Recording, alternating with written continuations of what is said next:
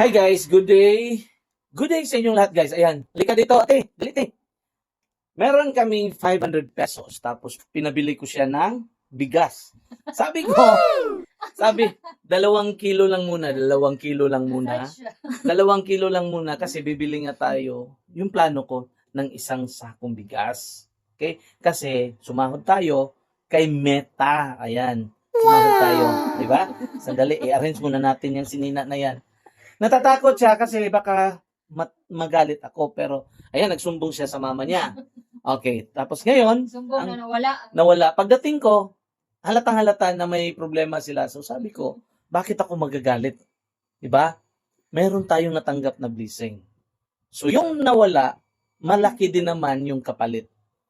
So sa mga kaibigan ko, mga friends ko, lalong-lalo na sa mga star senders, Ma'am Lilia Langlois, and especially to Inday Hani Chan Aquino, thank you very much. Malaki talaga. Okay. At sa mga nanonood ng mga videos ko, ads on Reels, and stream ads, bonuses, mga subscribers ko, maraming salamat po sa inyo.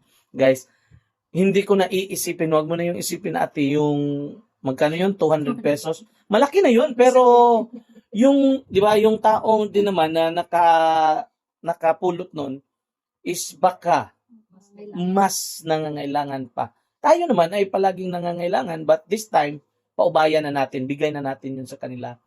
We have received malaking amount compared to 200 pesos. Okay? So, listen, learn. Bawal magdinanghag. Ha? Listen, learn, guys.